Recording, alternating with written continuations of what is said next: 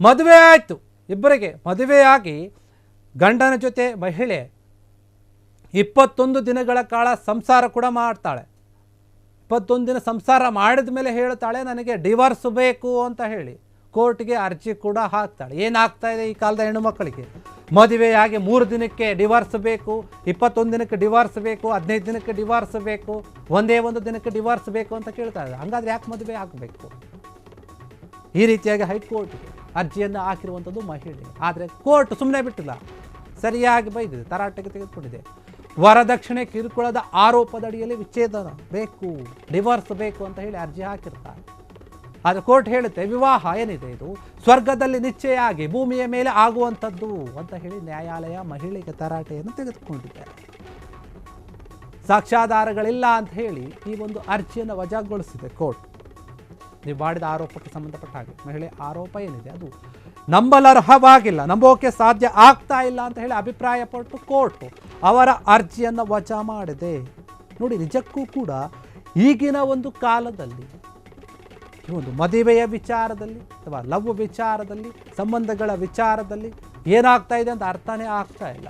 ಮದುವೆಗಳು ಆಗ್ತಾ ಇವೆ, ಎಷ್ಟು ಬೇಗ ಮದುವೆ ಆಗ್ತಾ ಇವೋ ಅಷ್ಟೇ ಬೇಗವಾಗಿ ಮದುವೆಗಳು ಮುರಿದು ಹೋಗ್ತಾ ಇವೆ, ಡಿವೋರ್ಸ್ ಆಗ್ತಾ ಇದೆ, ಬೇರೆ ಬೇರೆ ಆಗ್ತಾ ಇದ್ದಾರೆ ಗಂಡ ಹೆಂಡತಿ. ಸ್ವಲ್ಪ ತಲೆಯನ್ನು ಇಟ್ಟು ಯೋಚನೆ ಮಾಡಿ ಸಂಸಾರವನ್ನು ಸರಿಪಡಿಸಬೇಕು ಅನ್ನುವಂಥ ರೀತಿಯಲ್ಲಿ ಯೋಚನೆ ಮಾಡಿದ್ರೆ ಯಾವ ಸಂಸಾರಗಳು ಕೂಡ ದೂರ ಆಗಲ್ಲ. ಆದರೆ ಇವರು ಬರೀ 21 ದಿನ ಸಂಸಾರ ಕೂಡ ಮಾಡಿದ್ದಾರೆ ಗಂಡನ ಜೊತೆ, ಆಮೇಲೆ ಕೇಳ್ತಾ ಇದ್ದಾರೆ ಡಿವೋರ್ಸ್ ಬೇಕು. ಅದಕ್ಕೇನು ಕಾರಣ ಅಂದರೆ ನನಗೆ ವರದಕ್ಷಿಣೆಯ ಕಿರುಕುಳವನ್ನು ಕೊಡ್ತಾ ಇದ್ದಾರೆ. ಹಾಗಾದರೆ 21 ದಿನ ಕೊಡಲಿಲ್ವಾ? 21 ದಿನ ಆದಮೇಲೆ ಅವರು ಕೊಟ್ಟರ ಕಿರುಕುಳ? ಈ ವಿಚಾರ ಮೊದಲೇ ಗೊತ್ತಿರಲಿಲ್ವಾ? ನಿಜಕ್ಕೂ ಕೂಡ ಅವರು ಕಿರುಕುಳ ಕೊಡ್ತಾ ಇದ್ದಾರೆ ಅನ್ನೋದಾದ್ರೆ 21 ದಿನ ಹೆಂಗೆ ಜೊತೆಗಿದ್ದಾರೆ ನೀವು? ವರದಕ್ಷಿಣೆ ಕಿರುಕುಳ ಅದು ಇದು ಅಂತ ಹೇಳಿ ಹೆಣ್ಮಕ್ಳಿಗೆ ಕೇಸ್ ಹಾಕೋದು ಈಸಿ ಆಗಿಬಿಟ್ಟಿದೆ ಈಗಿನ ಕಾಲದಲ್ಲಿ. ಏನೋ ಒಂದು ಆರೋಪ ಮಾಡೋದು, ಯಾಕಂದರೆ ಅವ್ರು ಏನು ಹೇಳಿದ್ರು ನಡೆಯುತ್ತೆ ಅನ್ನೋಂಥ ಮನಸ್ಥಿತಿಯಲ್ಲಿ ಇದೆಯಲ್ಲ, ಕಾನೂನು ಕೂಡ ಅವರಿಗೆ ಸ್ವಲ್ಪ ಜಾಸ್ತಿ ಸಪೋರ್ಟ್ ಮಾಡುತ್ತೆ ಹುಡುಗರಿಗಿಂತ ಹುಡುಗಿಯರಿಗೆ. ಹೀಗಿರುವಾಗ ಯಾವುದೋ ಒಂದು ಆರೋಪವನ್ನು ಮಾಡಿಬಿಡೋದು, ಕೋರ್ಟ್ಗೆ ಹೋಗೋದು, ಕಂಪ್ಲೇಂಟ್ ಕೊಡೋದು, ಸ್ಟೇಷನ್ಗೆ ಹೋಗೋದು, ಈ ರೀತಿ ಕೆಲಸ ಮಾಡ್ತಾರೆ. ಆದರೆ ಕೋರ್ಟ್ ಈ ಒಂದು ವಿಚಾರದಲ್ಲಿ ಈ ಮಹಿಳೆ ಹೇಳಿರುವಂತಹ ಒಂದು ಹೇಳಿಕೆಯನ್ನು, ಆರೋಪವನ್ನು ಅಲ್ಲಗಳೆದಿದೆ. ಇದನ್ನು ನಾವು ನಂಬೋಕ್ಕಾಗ್ತಾ ಇಲ್ಲ ಅಂತ ಹೇಳ್ತಾ ಇದೆ. ಈ ಒಂದು ಮದುವೆ ಅನ್ನೋದು ಏನಿದೆ ಅದು ನೀವು ಮಾಡ್ಕೊಳ್ಳೋದಲ್ಲ, ಅದು ಸ್ವರ್ಗದಲ್ಲಿ ನಿಶ್ಚಯ ಆಗಿರುತ್ತೆ. ಅಲ್ಲಿ ನಿಶ್ಚಯ ಆಗಿರೋದೇ ಇಲ್ಲಿ ಭೂಮಿಯ ಮೇಲೆ ನಿಮಗೆ ಮದುವೆ ಆಗುತ್ತೆ. ಈ ರೀತಿಯಾದಂತಹ ಒಂದು ಸಂಬಂಧವನ್ನು ನೀವು ಬರೀ 21 ದಿನ ಜೊತೆಗಿದ್ದು ಈಗ ಬೇಡ ಅಂತ ಹೇಳ್ತಾ ಇದ್ರಿಂದ ಇದು ಎಷ್ಟರ ಮಟ್ಟಿಗೆ ಸರಿ ಅಂತ ಹೇಳಿ ಕೋರ್ಟು ಆ ಹೆಣ್ಮಗಳಿಗೇನೆ ಬೈದಿರುವಂಥದ್ದು, ಬುದ್ಧಿಮಾತನ್ನು ಹೇಳಿದೆ. ನಿಜಕ್ಕೂ ಕೂಡ ಈ ಒಂದು ವಿಚಾರದಲ್ಲಿ ಕೋರ್ಟ್ ಹೇಳಿದಂತಹ ರೀತಿ ಸರಿಯಾಗಿಯೇ ಇದೆ. ಯಾಕಂದರೆ ಇದೇ ರೀತಿಯಾಗಿ ಹೇಳಬೇಕು, ಇಲ್ಲ ಅಂತಂದರೆ ಈಗಿನ ಹೆಣ್ಮಕ್ಳು ಬೇರೆ ರೀತಿಯಾಗಿ ಇವೆಲ್ಲವನ್ನು ಕೂಡ ಅಂದರೆ ಕಾನೂನನ್ನು ಬೇರೆ ರೀತಿಯಾಗಿ ಉಪಯೋಗ ಮಾಡಿಕೊಳ್ತಾರೆ.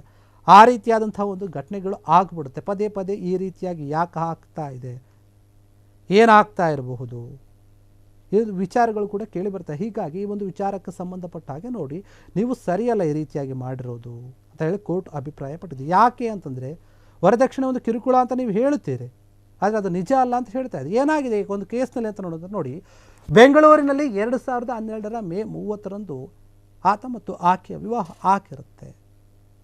ಮದುವೆಯ ಬಳಿಕ ತುಮಕೂರಿನಲ್ಲಿದ್ದಂತಹ ಪತಿಯ ಮನೆಯಲ್ಲಿ 21 ದಿನಗಳ ಕಾಲ ವಾಸ ಆಗಿರ್ತಾಳೆ, ಸಂಸಾರವನ್ನು ಮಾಡ್ತಾ ಇರ್ತಾಳೆ.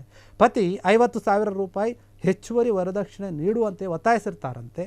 ಅಷ್ಟು ಮೊತ್ತ ಕೊಡೋಕೆ ನನಗೆ ಸಾಧ್ಯ ಆಗಲ್ಲ, ಅಂದರೆ ಅಷ್ಟು ದುಡ್ಡು ನನಗೆ ಕೊಡೋಕೆ ಆಗಲ್ಲ ಅಂತ ಪತ್ನಿ ಹೇಳ್ತಾಳೆ. ಇದೇ ವಿಚಾರವಾಗಿ ಗಂಡ ಹೆಂಡತಿ ಇಬ್ಬರ ಮಧ್ಯೆ ಜಗಳ ಆಗಿರುತ್ತೆ, ಜಗಳಕ್ಕೆ ಕಾರಣ ಆಗಿರುತ್ತೆ. ಅದಾದ ಮೇಲೆ ಪತ್ನಿ ಏನು ಮಾಡ್ತಾಳೆ, ಹೆಂಡತಿ ನನಗೆ ಡಿವೋರ್ಸ್ ಬೇಕು ಅಂತ ಹೇಳಿ ಹೇಳ್ತಾಳೆ. ಅಂದರೆ ಶಾಶ್ವತ ಪರಿಹಾರ ಕೂಡ ಬೇಕು, ಜೀವನಾಂಶ ಕೂಡ ಬೇಕು ಅಂತ ಹೇಳಿ ನ್ಯಾಯಾಲಯದ ಮೊರೆ ಹೋಗಿರ್ತಾಳೆ, ಕೋರ್ಟ್ ಹತ್ರ ಹೋಗಿರ್ತಾಳೆ. ಕೌಟುಂಬಿಕ ಒಂದು ಕಲಹದಿಂದ ಈ ಅರ್ಜಿಯ ವಿಚಾರಣೆ ನಡೆಸಿದಂತಹ ಕೋರ್ಟ್ ಹೇಳುತ್ತೆ, ಕೌಟುಂಬಿಕ ನ್ಯಾಯಾಲಯ ಅರ್ಜಿಯನ್ನು ವಜಾಗೊಳಿಸುತ್ತೆ, ವಜಾಗೊಳಿಸಿ ಆದೇಶವನ್ನು ಕೊಡುತ್ತೆ. ಪತ್ನಿ ಏನು ಪ್ರಶ್ನೆ ಮಾಡಿರ್ತಾಳಲ್ಲ ಆ ಒಂದು ವಿಚಾರಕ್ಕೆ ಸಂಬಂಧಪಟ್ಟ ಹಾಗೆ. ಹೀಗಾಗಿ ಇಂತಹ ಒಂದು ಪ್ರಕರಣಗಳು ಜಾಸ್ತಿ ಆಗ್ತಾ ಇದೆ. ನೀವು ನಂಬಬೇಕಾದಂತಹ ಒಂದು ವಿಚಾರಗಳನ್ನು ಹೇಳಿ, ಆದರೆ ಸುಮ್ಮನೆ ಈ ರೀತಿಯಾಗಿ ವರದಕ್ಷಿಣೆ ಕಿರುಕುಳ ಆರೋಪದಲ್ಲಿ ನೀವೇನು ಮಾಡ್ತಾ ಇದ್ದೀರಿ, ಇದು ಸರಿಯಲ್ಲ, ವಾಸ್ತವವಾಗಿ ಇದು ನಂಬೋಕೆ ಆಗ್ತಾ ಇಲ್ಲ ಅಂತ ಹೇಳ್ತಾ ಇದ್ದಾರೆ. ಹೀಗಾಗಿ ಗಂಡಿನ ಮನೆಯವರಿಗೆ ಇದ್ರ ಬಗ್ಗೆ ನ್ಯಾಯ ಕೊಡಬೇಕು ಅಂತ ಕೋರ್ಟ್ ತೀರ್ಪು ಹೇಳುತ್ತೆ. ವಿಚ್ಛೇದನ ಪಡೆಯಲು ವರದಕ್ಷಿಣೆ ಕಿರುಕುಳ ಆರೋಪ ಅಂತ ಏನು ಕೋರ್ಟ್ ಹೇಳ್ತಿದೆ, ಆ ಒಂದು ಅರ್ಜಿ ಏನಿದೆ ಬರೀ 21 ದಿನ ಆಗಿದೆ, ನೀವು ಅದಕ್ಕೆ ನೀವು ಅವ್ರ ಜೊತೆ ಬೆರಿಬೇಕು, ತಿಳ್ಕೊಬೇಕು, ಮಾಡಿ. ಬರೀ 50,000ಕ್ಕೋಸ್ಕರ ನೀವು ದೂರ ಆಗ್ತಾ ಇದ್ದೀರಿ ಅಥವಾ ಜಗಳ ಆಗಿದೆ, ಏನೋ ಒಂದು ಮನಸ್ತಾಪ ಆಗಿದೆ ಅಂದರೆ ಇದು ಎಷ್ಟರ ಮಟ್ಟಿಗೆ ಸರಿ ಅಂತ ಹೇಳಿ ಕೋರ್ಟ್ ಅಭಿಪ್ರಾಯಪಟ್ಟು ಅವರಿಗೆ ಬುದ್ಧಿ ಮಾತನ್ನು ಹೇಳಿ ಕಳಿಸಿದೆ. ಹಿಂದೂ ಕಾನೂನಿನ ಪ್ರಕಾರ ಏನಿದೆ, ವಿವಾಹ ಅನ್ನೋದು ಹೇಳ್ತಾ ಇದೆ ಕೋರ್ಟು, ಕೇವಲ ಅದು ಒಪ್ಪಂದ ಆಗಿರೋದಿಲ್ಲ, ಅದೊಂದು ಪವಿತ್ರವಾದಂತಹ ಶಾಶ್ವತವಾದಂತಹ ಒಂದು ಒಗ್ಗೂಡುವಿಕೆ ಅಂತ ಹೇಳುತ್ತೆ. ಸ್ವರ್ಗದಲ್ಲಿ ನಿಶ್ಚಯ ಆಗಿರುತ್ತೆ, ಭೂಮಿಯ ಮೇಲೆ ಮದುವೆ ಆಗುತ್ತೆ, ಆ ರೀತಿಯಾದಂತಹ ಬಂಧನ ಇದು.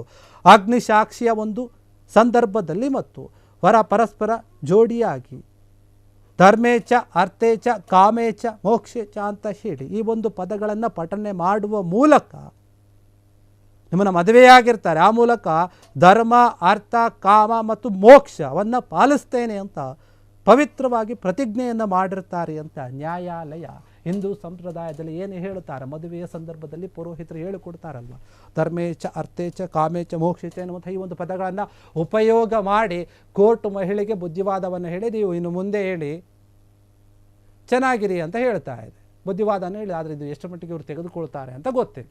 ಕ್ಷಣ ಕ್ಷಣದ ಸುದ್ದಿಗಳಿಗಾಗಿ ಫ್ರೀಡಂ ಟಿವಿ ಸಬ್ಸ್ಕ್ರೈಬ್ ಮಾಡಿ, ಲೈಕ್ ಮಾಡಿ ಹಾಗೂ ಫಾಲೋ ಮಾಡಿ. ಹೊಸ ಸುದ್ದಿಗಳ ನೋಟಿಫಿಕೇಶನ್ಗಾಗಿ ಬೆಲ್ ಐಕಾನ್ ಮೇಲೆ ಕ್ಲಿಕ್ ಮಾಡಿ.